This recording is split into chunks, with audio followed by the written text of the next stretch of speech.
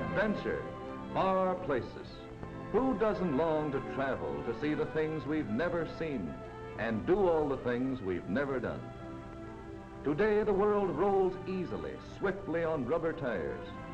Highways stretch ahead of you. Adventurous men and women are driving across the burning Sahara to India, China, across North America. The world is shrinking. There's high adventure and the majesty of nature just off our smooth highways. Every year they beckon to us all, and today, with the motorist magic carpet, we can answer. Come along for a quick preview of one of the best vacations you can imagine.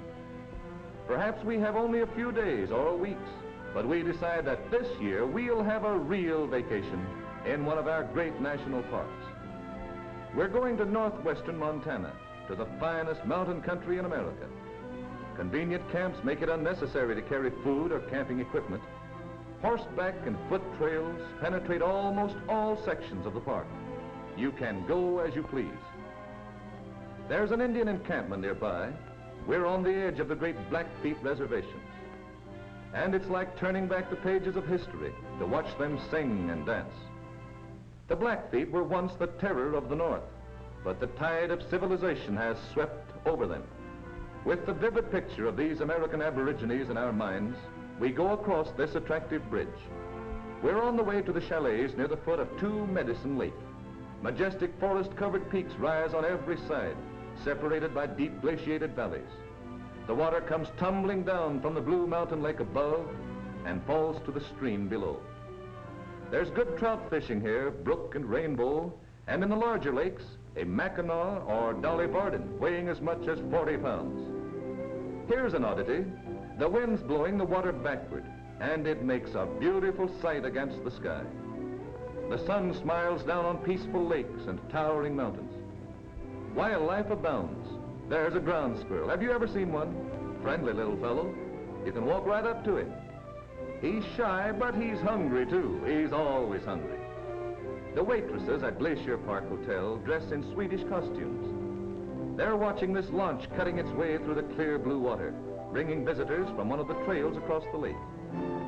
Forests are dense and the ground is carpeted with flowers. Let's take one of these trails. Food and supplies are loaded, and we cross this small bridge. We've heard that near Swift Current Falls, there are some nesting water ouzels. There's one, see him? Here's the place to study wildlife. There are so many things to do in any glacier region. You can learn the secrets of nature, or climb a mountain, go swimming, fishing, hiking, or motoring, all with this background of friendly mountains. Suppose you want to go fishing. There's a stream that runs past the many Glacier Hotel, below the Swift Current Falls, where the water abounds with gamey trout. There are many excellent trails, and as you breathe in the bracing mountain air, you get a new grip on life. These mountains are made up of many layers of limestone and sedimentary rocks. This whole area was once covered by a shallow sea, and the muddy bottom slowly became rocks, known to the geologist as shales or argillites. But all of this happened several 100 million years ago, and we're content to leave the geologic history to the scientists. It's worth remembering, however, that the same natural forces which heaved up and carved out these landscapes have produced most of the mountains of the world. There's a modern hotel and everything looks very comfortable, and is very comfortable. But only a little way up the trail, we get our first glimpses of the bighorn rams. We'll see lots of wildlife from the trail. No cages here. Everything is just the way nature intended it to be. We're headed for Grinnell Glacier, but there are dozens of others and hundreds of beautiful mountain lakes. It seems odd to think of snow and ice in the middle of summer, doesn't it? There it is, Grinnell Glacier, but it's still many miles away. As the ice above us melts, the water comes down, sparkling in the sunlight, cold and clear as crystal. There's a Rocky Mountain goat. Dizzy heights and precipitous cliffs mean nothing to him. He'd be unhappy in your backyard, but here, he's safe and free to follow his own fancies. A glacier's no novelty to him. But most of us have never seen one at close range. Few of them are accessible, as these are, by good roads and trails. Careful, don't fall into the crevasse. That crack may be several hundred feet deep. Your guide will tell you where to stand. Well, we may be having a leisurely, easygoing kind of trip, but somebody's working. Just for contrast, we go to the ant. Busy little creatures, aren't they? And there's a beaver washing his food. He's very fussy about keeping it clean and fresh. There he goes, intent about his own business. This is Iceberg Lake. The bergs float around all summer. There's no refrigeration problem here. Here's an interesting bird, the ptarmigan. His spotted summer coat turns white in the winter months so that it blends with his surroundings. But let's push on. How would you like to ride through a wall of rock? There's the entrance. We're going up Ptarmigan Trail on one of the many side trips. On this side, all the water flows to the Pacific. And on the other side of the divide, it all flows to the Mississippi and then to the Gulf of Mexico. We've crossed the Continental Divide, and it's downhill after this. These trails are well marked, and there isn't the slightest danger of getting lost. And yet, we're in a wonderland of rock and snow and thick forest. This park was dedicated as a gesture of the goodwill that has so long blessed our relations with our Canadian neighbors, as an appropriate symbol of permanent peace and friendship. We're on the Canadian side now. The boundary line runs along the top of that mountain.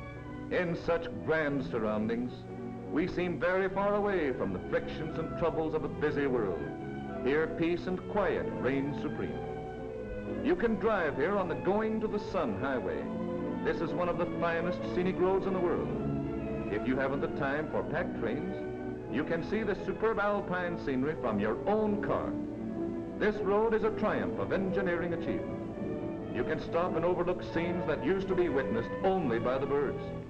The chalet groups are from 10 to 18 miles apart, and they provide excellent accommodations for visitors. You can look out of your car and see glaciers gleaming on the slopes or great mountain peaks. Gem-like lakes are everywhere.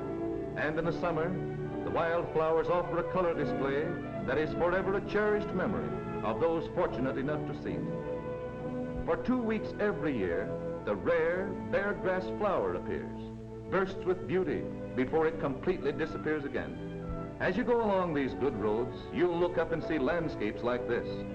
You'll come around a curve and see snowbanks like this in the middle of July. If you're in a great hurry, it's possible to cross the park in 2 days or less. Or you can spend weeks on Glacier Park's 900 miles of highway. The American and Canadian Rockies are all around you. The fringes of their ice caps and the snow is melting, letting the water come rushing down, glittering in the sunshine to make beautiful rapids and falls. You can tramp over the glaciers themselves, across the snowfields under the bluest sky you've ever seen.